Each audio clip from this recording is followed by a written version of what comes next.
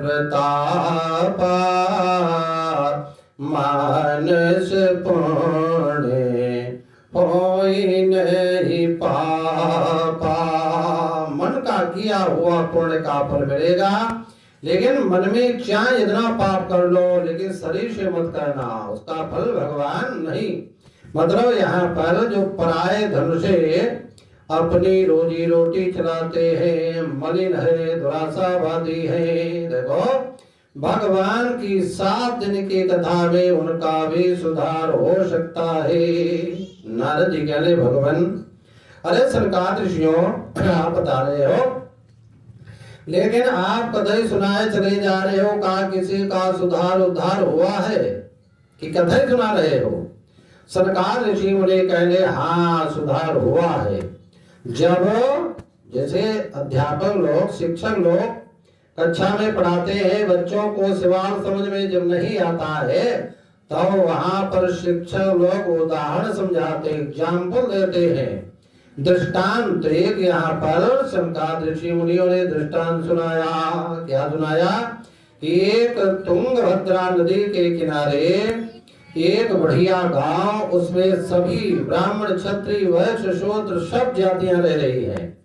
अब उसी नगर में एक ब्राह्मण जिसका नाम है आत्मदेवा पुरे तस्मिन, आत्मदेव नाम का ब्राह्मण विशारद, सभी वेदों में वो विद्वान है। एक विशारद डिग्री भी होती है, जैसे शास्त्रीय आचार किया जाता है, यहीं पर एक शास्त्री करने के बाद में विशारद की डिग्री भी संस्कृत विद्यालय में होती है। लेकिन ऐसा ब्राह्मण देखो वेद में और पुराणों में बड़ा विद्वान, ऐसा मालूम पड़ा जैसा दूसरा कोई सूरज हो, चमचमाता हुआ, उसकी इतनी कांति है उसका, वही प्रकाश सूर्य के समान। लेकिन हाँ उसका यही धर्म था कि भिक्षाटन करना। धनवान भी है, पत्नी का नाम धुंधुली, ब्राह्मण इतना विद्वान, सरल स्वभाव का, नरम स्वभाव का, लेकिन पत्नी भैया उतने गर्म स्वभाव की। पत्नी धुंधुली कैसी है? देखो उत्तम कुल में जन्म लिया है, सुंदरी भी है और संसार की वार्ताओं में लगी रहती है, बहुत बोलने वाली। देखो बहुत बोलना खराब होता है, घर के काम धंधा खूब कर लेती है, लेकिन लड़ाई झगड़ा से ज्यादा उसे मोह प्रेम रहता है। सोची ऐसी स्त्री विचारणी है। कैसे? अरे सोची अपनी पतिवंचक नारी, कुटिल कला प्रिय इच्छाचारी। जो कुटिल हो ऐसी पत्नी विचारणी है। देखो इच्छा, अरे स्वेच्छाचारिणी और कुटिल और लड़ाई झगड़ा से प्रेम रखने वाली, इस प्रकार से यानी ब्राह्मण की पत्नी रहते रहते जानते हो बहुत दिन व्यतीत हो गए, घर में कोई संतान नहीं हुई, बहुत दिन व्यतीत हो गए, घर में धन खूब है, बढ़िया सुख साधन सब कुछ है, लेकिन घर बढ़िया नहीं लगता। बिना संतान के घर अच्छा नहीं लगता है। तो ब्राह्मण ने संतान के लिए धर्म कर्म करना शुरू कर दिया। गाय दान की, सोना दान किया, देखो वस्त्र दान किए, भूमि अरे पृथ्वी दान की, यानी अपने घर का रुपया पैसा का आधा धर्म में लगा दिया। न पुत्र पैदा हुआ न पुत्री, अरे ब्राह्मण बड़ा चिंता तो रहे, परेशान है। लिखा है देखो थोड़ा सा वो भाग्यहीन है जिनके घर संतान नहीं। बहुतों के संतान नहीं होती है, लेकिन थोड़ा भाग्यहीन माना जाता।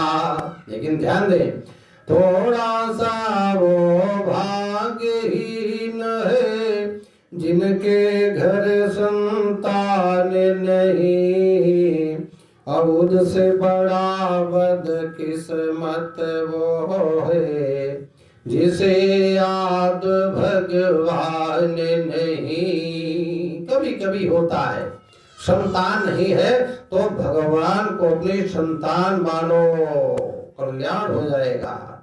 जिनके देखो पति नहीं है उनको चाहिए भगवान को पति माने। इनके गुरु नहीं है भगवान को गुरु बनाओ। जिनकी माता नहीं है भगवान माता भी बन जाते हैं। मतलब इस प्रकार वो ब्राह्मण बेचारा बड़ा दुखी है। एक दिन घर से निकल पड़ा। देखो संतान की कामना, संतान जब नहीं मिली, एक दिन बड़ा दुखी होकर के घर से निकल पड़ा।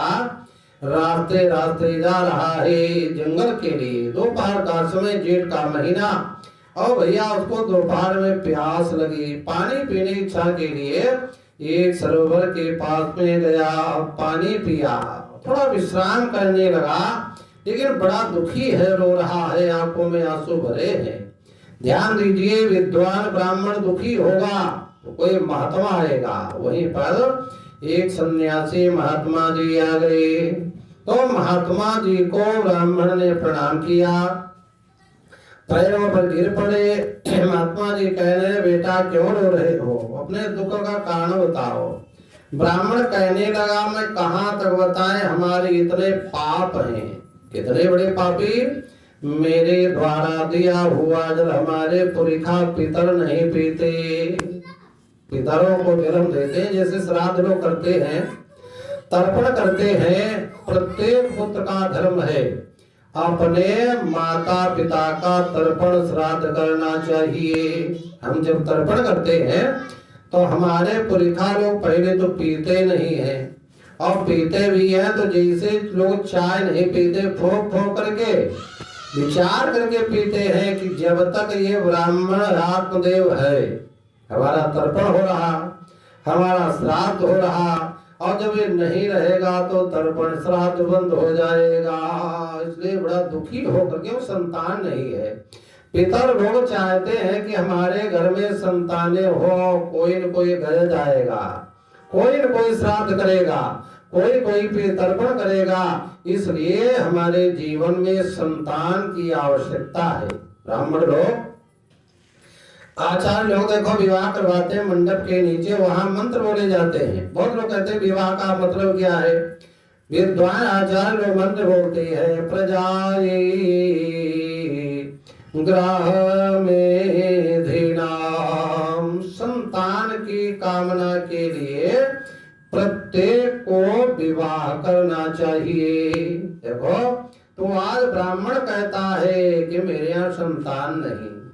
मैं ब्राह्मणों को, देवताओं को जो भी फल पूजा करता हूँ, देवता ब्राह्मण स्वीकार नहीं करते। धिक्कार है मेरे जीवन को। ऐसे घर को धिक्कार है जहाँ संतान नहीं, ऐसे धन को धिक्कार है, ऐसे परिवार को धिक्कार जहाँ संतान नहीं। मतलब कहते जहाँ संतान नहीं, जो मैं गाय पालता हूँ, देखो बछड़ा नहीं जन्म देती, जो मैं पेड़ लगा देता हूँ, भैया पेड़ में भी फल नहीं आते हैं। अब अकस्मात एकदम घर में फल आते हैं, सेब है, संतरा है, केला है, जो घर में फल लाते हैं, बहुत जल्दी वो सड़ भी जाता है। इतना मैं अभागा, अपने इतना दुर्भाग्यवान अभागा, अपने प्राणों को त्यागने के लिए यहाँ पर आया हुआ हूँ, मेरा कल्याण कैसे होगा। महात्मा जी ने ब्राह्मण के मस्तक की रेखाओं को पढ़ा, क्योंकि साधु महात्मा जानते कैसे होते हैं। संत हृदय नवनीत समाना, कहा कवि न पे कहा न जाना। संतों का हृदय नैनु होता, नैनु मक्खन, बहुत जल्दी पराये दुख से बहुत जल्दी पिघल जाते हैं। यानी संतों ने इसी बात को आगे और बढ़ाया। जैसे मक्खन आजकल घी आप लोगों ने देखा, इसको जरा गर्म करोगे तो वो पिघलेगा, लेकिन महात्मा पराये दुख से दुखी हो जाते हैं। पर दुख द्रवहि संत सो पुनीता। आज महात्मा जी ने, सन्यासी जी ने ब्राह्मण की मस्तक की रेखाओं को पढ़ा। हमारे तुम्हारे बेटे हाथों में हमारा तुम्हारा भाग लिखा रहता है। देखो हमारे तुम्हारे मस्तक में भी भाग लिखा है। रावण जब अपने शीश काट काट करके हवन करता था, भोले बाबा को प्रसन्न करता है, जब सिर काटा भस्म किया, लेकिन उसी सिर में अपने भाग्य को पढ़ लेता, क्योंकि भाग्य में लिखा अक्षर क्या लिखे हैं। रावण पढ़ता है, अरे जरत बिलो क्यों जब कपाला विधि के लिखे अंक निज भाला। विधि ब्रह्मा ने हमारे अक्षर लिख दिए, तो रावण वही पढ़ लेता है और पढ़ के कहता है कि हमें काहू के मरही न मारे और बानर मनुज जाति दुई बारे। रावण पढ़ लेता है, हम किसी के द्वारा नहीं मर सकते। एक मनुष्य बेचारा क्या मार पाएगा, अरे बंदर हमको क्या मार पाएंगे। इसी प्रकार आज महात्मा जी ने ब्राह्मण के मस्तक की रेखाओं को पढ़ा। कहने लगे, बेटा तुम संतान की कामना छोड़ दीजिए। तुम्हारे एक जन्म क्या 7 जन्मों तक तुम्हारे कोई संतान ही नहीं लिखी है, काहे परेशान हो। इसलिए बेटा तुम भजन करो, यानी सन्यासी बन जाओ, परिवार की आशा तृष्णा छोड़ दीजिए। अरे सन्यासे सर्वथा सुखम, यानी सन्यासी बन जाओ, उसमें से सुख ही निधान किया जाए। देखो करतल भिक्षा तरतल बासा, करतल हाथ में भोजन, कहीं वृक्ष के नीचे निवास कर लिया, जो भी मिला खाया पिया मौज उड़ा चले। करतल भिक्षा तरतल बासा, अरे भगवान का भक्त कभी दुखी नहीं होता है। न पतझड़ है न खिजा है, न घर दो गुमार है, और मस्तों की जिंदगी में हमेशा बहार है। ब्राह्मण कहने लगा, नहीं महात्मा जी, हमको सन्यास नहीं चाहिए, हम बाबा नहीं बनना चाहते, हमको संतान चाहिए। हमको संतान नहीं दे पाओगे तो आपके आगे हम प्राण त्याग देंगे। महात्मा जी कहने लगे, अरे ये तो बड़ा पाप हो जाएगा। देखो ब्राह्मण कहता, आप जहाँ संतान नहीं वो घर, देखो वो भैया घर नहीं होता है। न दधि सोत वृद्धि जिस घर में उसे शमशान कहती है, उसे शमशान कहते हैं। जिनके घरों में छोटे छोटे नन्हे मुन्ने बच्चे किलकारियां नहीं भरते हैं, वो घर थोड़ा ही होता है, वो तो भूतों का डेरा, शमशान के समान नीरस है। इसलिए ये सन्यास जीवन ये भी सूखा ही सूखा है। न यहाँ पुत्र होते, भाई बाबा लोग यहाँ पुत्र हैं, न पौत्र होते हैं। देखो यानी सन्यास जीवन सूखा है, नीरस है, कहीं पेड़ के नीचे पड़े, कहीं गंगा जी के किनारे पड़े, मतलब लेकिन गृहस्थ जीवन इतना बढ़िया है। इसमें पत्नी है, पुत्र है, पौत्र है, पौत्री है। देखो अरे भर के बाद में देखो बढ़िया सुंदर सरस हरा भरा ये परिवार अच्छा लगता है। देखिए ब्राह्मण की ज्यादा जिद को दे करके महात्मा जी कहने लगे, बेटा एक राजा चित्रकेतु थे। चित्रकेतु इनके 1000 रानियां थी, लेकिन संतान एकों की नहीं हुई। देखो विधि का विधान, एकौ संतान नहीं। एक बार इनके यहाँ अंगिरा ऋषि दुर्वासा ऋषि पहुंचे, तो राजा ने उनसे पुत्र की कामना की। महात्मा ने आशीर्वाद दे दिया, बेटा तुम्हारे यहाँ पुत्र होगा। बड़ी रानी कृतद्युति से एक पुत्र पैदा हुआ। एक बालक बड़ी रानी से, लेकिन 999 रानियां वो नाराज हो गई है, क्योंकि बड़ी रानी के पुत्र हुआ और राजा इसे ज्यादा मानेगा, इसलिए डाक ईर्ष्या के कारण से बालक को जहर दे दिया। भला बताओ पुत्र से कहाँ सुख मिला। ये आशा छोड़ दीजिए, ज्यादा जिद करना ठीक नहीं होता है। मतलब तुम्हारे संतान नहीं लिखी है, ब्राह्मण कहने लगा रे महात्मा जी नहीं लिखी है, तो आपके आगे ही अपने प्राणों का हम परित्याग कर देंगे। धन्य है। महात्मा जी ने कहा देखो हमको पाप लगेगा, जैसे कोई मर रहा हो तो उसका विधान यही कि उसको बचा लो, और नहीं बचा पा रहे हो जानते हो तो पाप का भैया हिस्सा तुम्हारे ऊपर भी आ जाता है। तो महात्मा जी ने कहा बेटा ठीक है, कोई बात नहीं, तुम परेशान मत होइए। यहाँ पर महात्मा जी ने उनको तपस्या का एक फल दे दिया, तपस्या का एक बढ़िया सुंदर फल दे दिया और कहा जाओ अपने घर में अपनी पत्नी को ये फल दे देना। और विधान ये बता दिया कि देखो 1 वर्ष तक उनके लिए सत्य बोलना, ये नियम बताए, पवित्र रहना, देखो दया भाव रखना और दान करना, 1 बार भोजन करना। जानते हो वाक्य की स्थिति क्या है? कहते राम नाम के आलसी और भोजन को होशियार। भगवान का भजन करने में लोग विलम्ब लगाते हैं और भोजन बार बार करते हैं। तुलसी ऐसे जीव को अरे बार बार धिक्कार।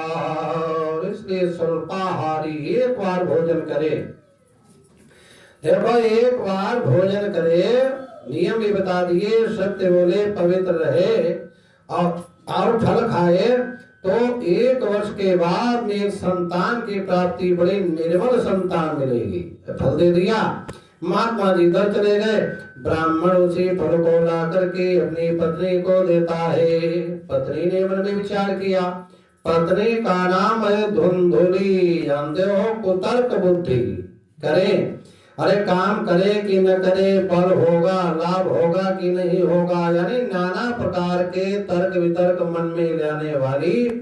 अरे उसने मन में विचार किया फलम च हम न रक्षये, हम फल नहीं खाऊंगी। देखो 1 बार उनके दरवाजे पर एक उनकी सखी सहेली आई और सखी सहेली से निवेदन करने लगी, बहना सखी सहेली सुनो, देखो हमारा पति अरे पता नहीं कहां से फल ले आया, अरे धुंधुली कहे सुनो बहना, हम पर विपदा भारी है। बड़ी भारी विपत्ति आ गई। धुंधुली क्या कह रही है कि बूढ़ा पंडित मति बोरानी जाने कहाँ से फल ले आया, अरे फल खाऊंगी गर्व रहेगा, गर्व रहेगा कृष हो जाओ, घर का काम होवे ना। धुंधुली कहे सुनो बहना, फल खाऊंगी गर्व रहेगा, फल अरे भोजन कैसे कर पाऊंगी, दुबली हो जाऊंगी, पतली हो जाऊंगी। यदि कभी हमारे गांव नगर में डकैती पड़ने लगी तो हम भाग भी नहीं पाऊंगी। मतलब नाना प्रकार के तर्क वितर्क करती। हमने सुना है कि सुखदेव जी अपने माता के उदर में जानते हो कितने दिन, 12 वर्ष रुके थे। और वैसे कहीं गर्भ रुक गया तदा में मरणम भवे, तो मेरी तो मृत्यु हो जाएगी। और कभी कभी हमने ये भी सुना है कि गर्भ टेढ़ा होता है तो भैया ऑपरेशन करना पड़ता है, हमारी बड़ी दुर्दशा होगी। इसलिए फलम चाह न भक्षयि, और नियम इतने कठिन है, सत्य बोलो, पवित्र रहो, एक बार ये नियम हमारे बस के हैं, हम नहीं। अरे फलम चाहम न भक्षई, फल नहीं खाया, मतलब आज फल नहीं जब खाया तो एक दिन की बात है, हमारी कहने लगी, हमारे समझ में यही आता है जिनके संतान ने वही सुखी जीवन। एक दिन की बात, उसकी बहन घर में आ गई और बहन से भी यही बात बता रही है कि हमारा पति फल लाया और फल खाने से गर्व रहेगा, पुत्र होगा, लेकिन ये तो हमारे हम नहीं कर सकती है। तो बहन जी कहने का है परेशान हो, देखो तुम्हारे यहाँ रुपया पैसा बहुत रखा, कोई खाने वाला नहीं, पैदा खूब होता है, खाने वाला कोई नहीं। अरे हमारे यहाँ 1 दर्जन बच्चे, हमारे अकेला हमारा पति कमाते कमाते, जानते हो, सवेरे निकल जाता, शाम तक सूखा पाका करके खिलाता, उनके पेट भरता। अब एक और बच्चा होने वाला 7वां, इसलिए बहना परेशान मत होइए, देखो बच्चा जो पैदा होगा हम तुमको लाकर चुपके से दे देंगे और बदले में तो हमारे पति को रुपया पैसा धन दे देना, उसकी भी वाणी बंद हो जाएगी, वो भी कुछ नहीं बोलेगा।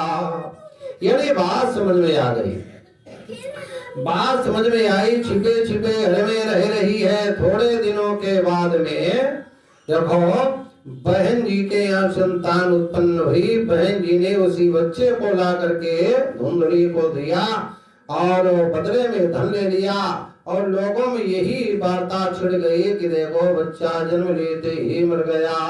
मतलब इस प्रकार धुंधली को जो बच्चा प्राप्त हुआ, इसका धीरे धीरे अरे नाम करण करे अवसर जानी। लेकिन ध्यान दो, भले धुंधली को बच्चा तो मिल गया, पैदा नहीं किया, मिल तो गया, लेकिन फल की परीक्षा लेने के लिए उसी फल को गाय को खिलाया गया। देखें गाय, ये फल यानी तपस्या का फल है ना, क्या फल देगा। चलो गाय ने फल खाया, गाय शाकाहारी होती है, कतई बोलती नहीं, घास चरती है, पवित्र होती है गाय। मतलब 3 महीनों के बाद उसी गैया ने भी एक पुत्र जन्म दिया, लेकिन उसके कान जो थे बालक के गाय के कान के समान, इसलिए उस बालक का नाम रखा गया गोकर्णा। और इधर धुंधली को जो बालक मिला, पिताजी ने विचार किया कि बुढ़ापे में हमारे संतान हुई है, इसलिए हमारा नाम चलाएगा, इस बालक का नाम रखेंगे जिसमें हमारा नाम जुड़ जाए। क्या नाम रखेंगे, पंडित। देखो आत्मदेव ब्राह्मण है, कहने लगा इसके नाम रखेंगे पंडित आत्मस्वरूप ब्रह्मचारी। धुंधली कहने वाह बहुत ही बढ़िया, अरे 9 महीना हमने ढोया, इतना परेशानी, इतना कष्ट, इसको जन्म दिया, इतनी सेवा करी और नाम जोड़ रहे हो अपना, ये कैसे हो सकता है। मतलब इनकार कर दिया। कहते ठीक है, नामकरण क्या होना चाहिए। धुंधली कहने इसके नाम में हमारा नाम जोड़ा जाए तो पुत्र से धुंधकारी नाम मात्रा प्रतिष्ठिता। बालक का नाम रखा गया धुंधकारी। ध्यान देना, देखो धुंधली के पास में जो बच्चा उसका नाम धुंधकारी, और गाय से जो बच्चा उत्पन्न हुआ उसका नाम रखा गोकर्णा। लेकिन गैया वाला पुत्र कैसा है, गोकर्णा पंडितो ज्ञानी, गोकर्ण विद्वान हुआ, ज्ञानी हुआ, लेकिन धुंधकारी महाखला, धुंधकारी दुष्ट हुआ। जानते कैसा हुआ, यानी स्नान नहीं करता, पवित्र नहीं, अरे कोई क्रिया नहीं, दुर्भक्षी है। दुर्भक्षी जानते हो जो नहीं खाना चाहिए, गरम सगरम बगड़म, यानी गहरे पहले तरफ नाना प्रकार का गलत चीज खाने वाला, और क्रोधी भी है और दुष्टों के साथ में रहने वाला। सब हस्ते न भोजनम, सब माने मुर्दा। अरे धुंधकारी भोजन क्या करता है, यानी मुर्दा के हाथ वाला भोजन करता है। क्या किसी को मुर्दा भी भोजन कराता है? वो खुद मर गया, भोजन क्या कराएगा? लेकिन मुर्दा भैया होते कितने प्रकार के विचार करना चाहिए। देखो देखो 14 प्रकार के प्राणी मुर्दे की गिनती में आते हैं। बताएं आपको कौन कौन प्राणी हैं? अरे कौल काम वस कृपन विमोढ़ा अति दरिद्र अजसीयति बूढ़ा। कौल माने होता है उल्टे ही चले, वो भी मुर्दा ही समान है। और कहते कामवश ज्यादा कामी पुरुष, विमोढ़ कृपण यानी कंफ्यूज में रहने वाला, कथा करे कि न रे, फल मिलेगा कि न मिलेगा, कंफ्यूजन ज्यादा में रहे, कहते वो भी मुर्दा। अति दरिद्र बहुत ज्यादा गरीबी झेलना, ये भी मुर्दा ही है। लेकिन आजकल जानते हो गरीब कौन है? कोई नहीं। अरे गरीबों को तो आजकल की सरकारें कितना अन्न राशन बांट रही, लेकिन फिर भी लोग कहते हम गरीब हैं। अति दरिद्र अजसी अति बूढ़ा। अजसी माने जिसका कोई जनता ही न हो, मतलब ज्यादा बुढ़ापा ये भी कष्टकर होता है। और सदा रोग वश संतत क्रोधी। देखो रोगी मनुष्य, बहुत भयंकर रोग हो जाए, पानी भी नहीं उठाकर पी पाते हैं, मुर्दा ही तो है। यानी क्रोधी व्यक्ति भी मुर्दा, जो भगवान विष्णु की पूजा नहीं करे, वेद को माने, पुराणों की कथा नहीं सुनता है, संतों से विरोध रखता है, ये भी मुर्दा ही है। और देखो तनु पोषक निंदक खानी। शरीर को खूब सजाता है, सारे संसार की निंदा करने वाला, यानी पापी, यानी दुखी। ऐसे प्राणी 14 प्रकार के गिनती में बताए गए हैं। ये सब मुर्दे होते हैं। मतलब ये धुंधकारी कैसा है? अत्यंत कोपहा और कटुकाच वाणी। यहाँ आज भी धुंधकारी मिलेंगे, जानते कोई से? बहुत ज्यादा जो क्रोधी हो, भी कड़वी वाणी बोलता हो। वाणी कैसी होनी चाहिए? देखो यानी वशीकरण एक मंत्र है, तजी दे वचन कठोर। मीठी वाणी से सब लोग बस में आ जाते हैं। यानी कड़वी वाणी बोले, गरीब हो और अपने घर में झगड़ा करे, बाहर कोई झपट दे तो जैसे सियार नहीं भागता है, ऐसे भागते हैं। लेकिन घर में अपने माता पिता भैया बहनों में पत्नी में झगड़ा करने वाला, यानी शरीर में ऐसे चिन्ह मालूम पड़े तो समझ लेना नरकई से आया, नरकई में जाएगा। धन्य है। मतलब ऐसा वो कहते हैं धुंधकारी, बड़ा दुष्ट है। अरे कहते हैं इतना दुष्ट है, नाना प्रकार के गलत कामों को करने वाला, बच्चों को कुएं में डाल देता है। कहते हैं हाथ में जाल लेकर के शिकार खेला करता है, कुत्ता साथ में रहता है, और नीचों की संगति में रहने वाला। ध्यान दीजिए, धीरे धीरे बड़ा हुआ, धीरे धीरे जो बड़ा हुआ, वेश्याओं के घरों में जाने लगा। वेश्याएं प्रेम थोड़े करती किसी से, यानी धन को खींचने वाली वेश्याओं के घर में गया। वेश्याएं पैसा मांगती, ये सब घर का रुपया पैसा ले करके इन वेश्याओं को प्रसन्न कर रहा, घर में कुछ भी नहीं रखा। और तेन वेश्या कुसंगेन, यानी वेश्याओं के संग जो घर का रुपया पैसा बर्बाद कर डाला, और घर में भैया जो कुछ रहा नहीं, ये दिन जो कुछ रहा नहीं, तो इसे धुंधकारी ने अपने माता पिता को भी पीट दिया। बताओ रुपया पैसा कहाँ रखा? बताओ बताओ। पिताजी बड़े परेशान, बड़े दुखी हुए। कदा पितर होता यानी माता पिता पर हाथ छोड़ दिया, मारा पीटा, और घर के सारे बर्तन भांडे बीन बीन करके और बेच करके वेश्यालय में चला गया। पिता बड़े दुखी हुए। पिता कहने इससे तो बढ़िया था कि हम निपोते रहते, ऐसे दुष्ट यानी मूर्ख दुष्ट अरे कुपुत्र से हमें क्या लाभ है। ध्यान दीजिए। लाद के खातिर इंसान, जैसे हम आप लोग क्या करते हैं जब संतान नहीं पैदा होती है तो घरों घरों अरे मंदिरों में मठों में मुल्ला मौलवी झाड़ा फूका यानी जादू मंत्र करवाते हैं। देखिए ना, औलाद के खातिर इंसान फिरता है मारा मारा, उसे मौत भला क्या मारे, जिसको औलाद ने मारा। पुत्र ने ही हाथ छोड़ दिया, बताओ, बिना मौत मर गए। अरे वही माता पिता क्या करते थे, विचार किया कभी?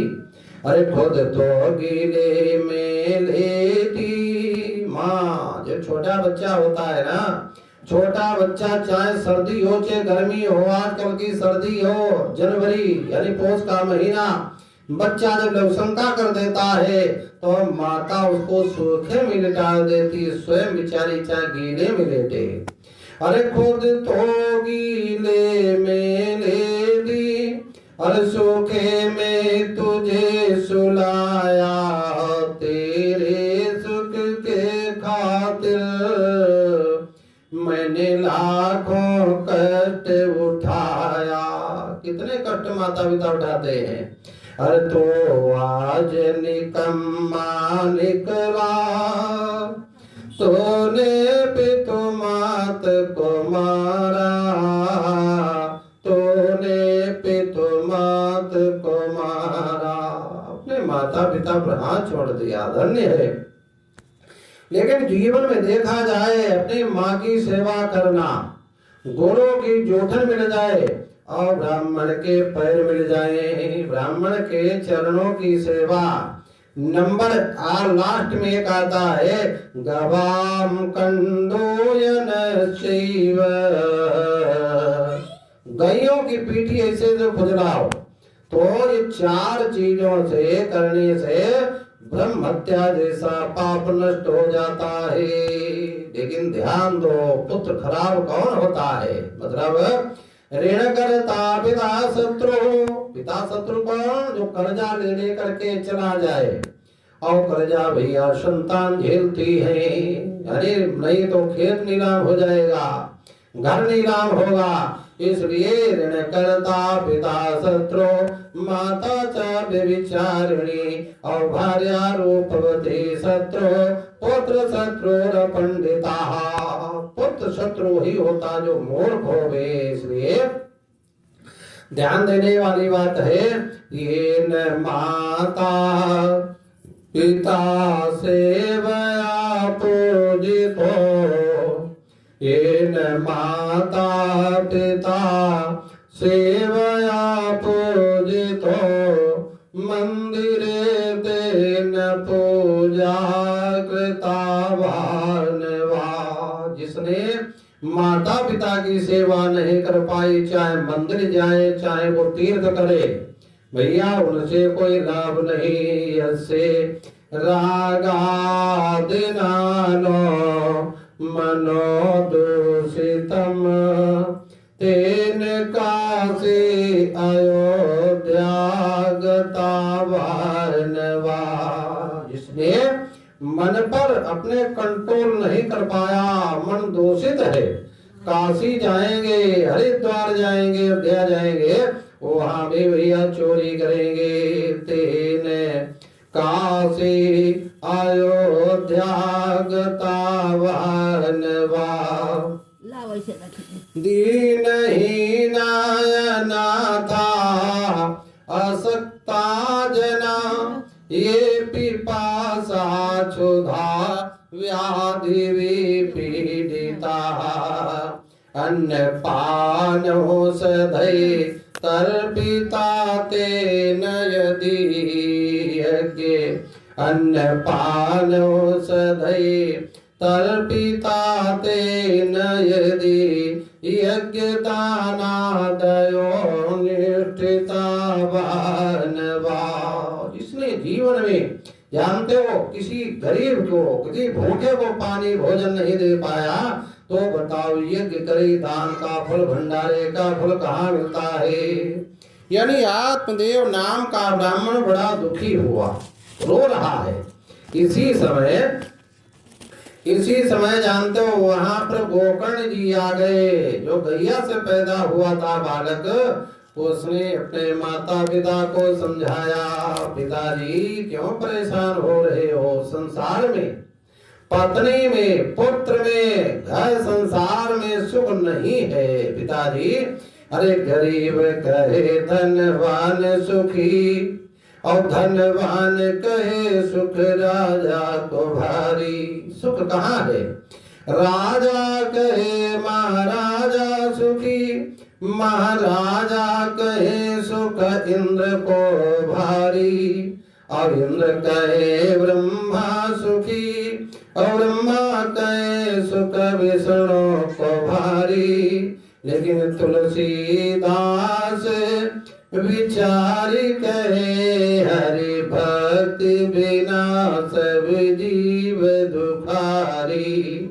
यानी भगवान की भक्ति करो पिताजी, ये भगवान का भजन करो, क्योंकि भगवान के नाम में कितनी शक्ति है। देखो रामायण का पौराण आपको बता रहे हैं, पाई न के गति पतित पावन, राम भजी सुनो सठ मना, गणिका अजामिल व्याध गीध, गजा खल तारे घना।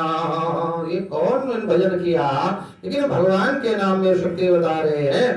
आभीर जमन की रात खस, स्वप चादी अति अगरूप जे, कही नाम बारक ते पावन, हो ही राम नमामि ते। भगवान के नाम में